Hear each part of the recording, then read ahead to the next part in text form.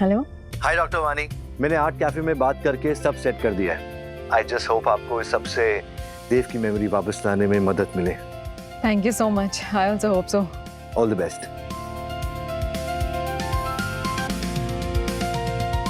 मैं कम इन मैम? गुड्डू जी आइए। मैम आपका पार्सल। Thank you. हाँ ओह माय गॉड, क्या ऑर्डर किया है? बाहर तक खुशबू आ रही है। कश्मीरी पुलाव, भरवा करेला, देव की सारी फेवरेट चीजें हैं, या शायद थी, पता नहीं, आई डोंट नो। हुआ ये कि देव ने वो नागिन गर्ल, सॉरी नॉट नागिन गर्ल, अलगायरा का केस इतने अच्छे से सॉल्व किया that I thought that maybe he deserves a treat. तो मैंने उसका ये फेवरेट खाना ऑर्डर किया है and let's celebrate. हाँ मैंने देखा, वो स्पीच उसकी काफी वायरल हो गई थी। है ना? You saw that speech, right? पता है क्या, मुझे लगता है कि बीच में ना कुछ सालों के लिए शायद देव रास्ता भटक गया था, पर आई एम हैप्पी कि अब वो ना उन उसूलों वाली जिंदगी की तरफ वापस आ रहा है। I am really glad. Anyways, जिसके ऑनर में सारी चीजें ऑर्डर की है उसे तो बता दूं।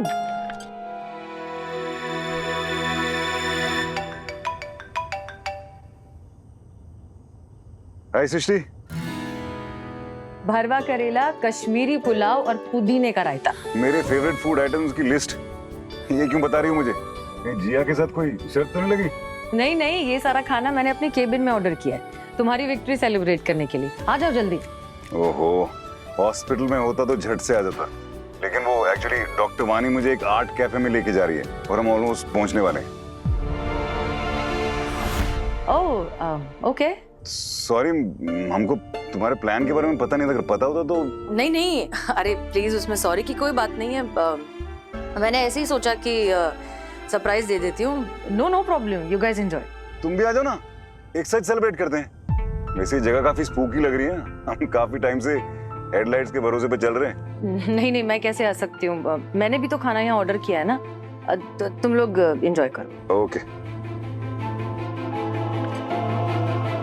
देव डॉक्टर वानी के साथ है, कहीं कैफे में जा रहे हैं आई गेस। तुम क्यों अपसेट लग रही हो? देव तुम्हारे साथ सेलिब्रेट नहीं कर रहा इसलिए, या देव डॉक्टर वानी के साथ सेलिब्रेट कर रहा है इसलिए?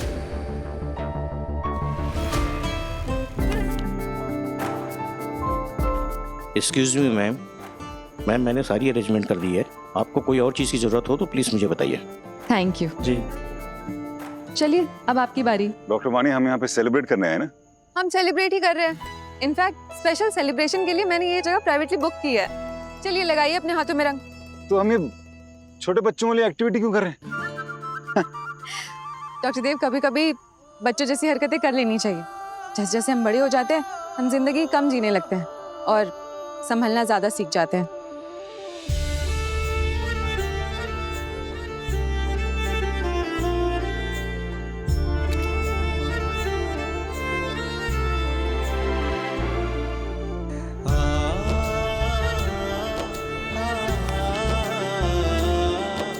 अच्छा, ये वही वाला दिन था ना जो तुम रिक्रिएट करना चाहती थी, एनिवर्सरी वाला दिन? हाँ, है। लाइंस के साथ साथ क्या पता यार भी याद आ जाए उन्हें। Fingers crossed.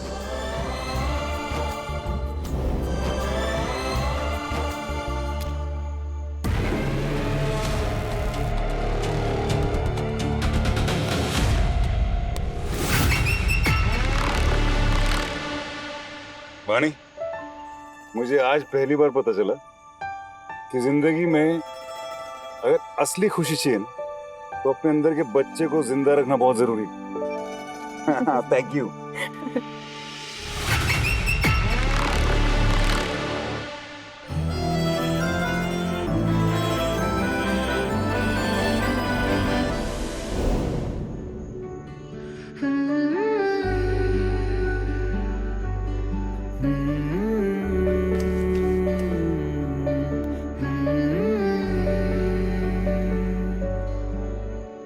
जब तुम में और हम में थी चाहत ही चाहत। हम जब अंदर से टूट जाते हैं ना, तो हमें हमारी जिंदगी में एक ऐसे इंसान की जरूरत होती है जो हमें इतने कस के गले से लगा ले कि वो टूटे हुए टुकड़े सारे एक साथ जुड़ जाएं।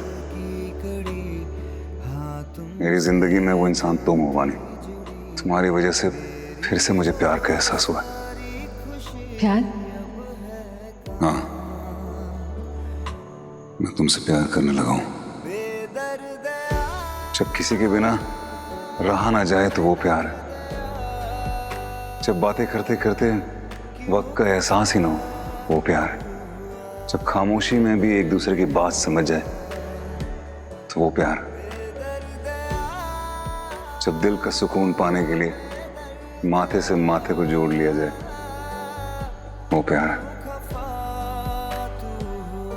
I love you Honey.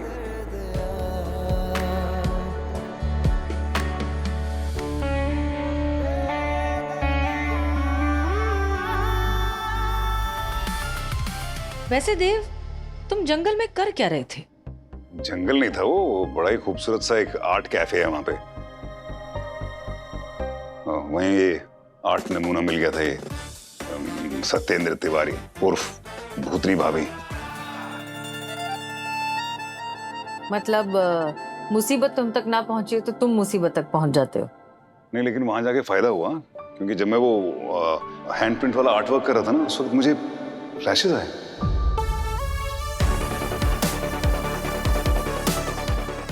Hand print के और एक रिंग के।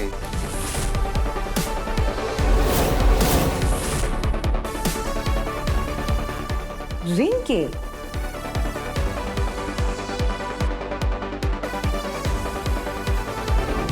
वैसे भी पिछले 4 साल में जिस तरह वानी ने तुम्हारा हर हाल में साथ दिया, you go for it. Ring के या इयररिंग के, जैसे वो तुम्हारे लॉकर में मिली थी? नहीं नहीं नहीं, इयररिंग नहीं, अंगूठी और एक डिब्बी, अंगूठी की डिब्बी भी। इनफैक्ट यू नो, वो जब मैं रॉकी की तरफ से शीतल के माँ बाप से बात कर रहा था ना, तो मुझे पता नहीं क्यों ऐसा लगा कि ये जो मैं कह रहा हूँ उस वक्त वो मैं पहले भी किसी से कह चुका हूँ। किसी के बिना एक पल भी अच्छा नहीं लगता, वो है प्यार। बातें करके वक्त का एहसास ही नहीं होना, वो है प्यार। तुमसे कहूंगी हम श्योर बातें? नहीं, मुझसे तुम स्वीट बातें कभी नहीं करते थे। या तो आर्ग्यूमेंट करते थे या टॉन्ट मारते थे। वैसे गिरीश, आप तो इनके बेस्ट फ्रेंड हैं। आपको पता होना चाहिए कि ये किससे मीठी मीठी बातें करते थे।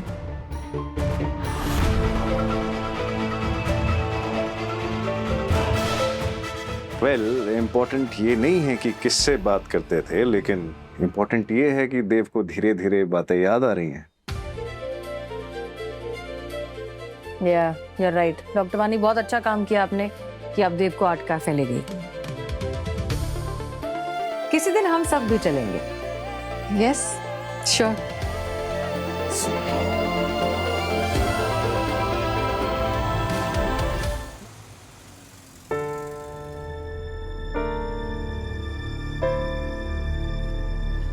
यार सृष्टि, एसी तो ठंडा करो थोड़ा यार, बहुत गर्म हो रखा है। अरे नहीं नहीं प्लीज, इससे ज्यादा you know I can't tolerate ना, मुझे सर्दी हो जाती है।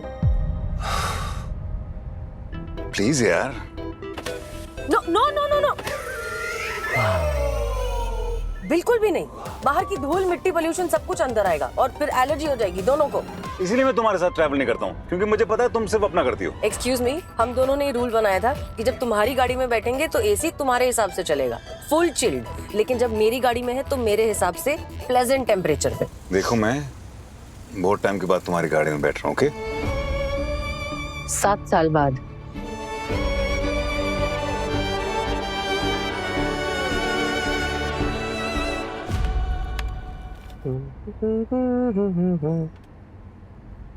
सृष्टि, तुम्हें पता है यार, मुझे गाड़ी में गाने सुनना नहीं अच्छा लगता ही। उफ हो, कितने नखरे तुम्हारे देव।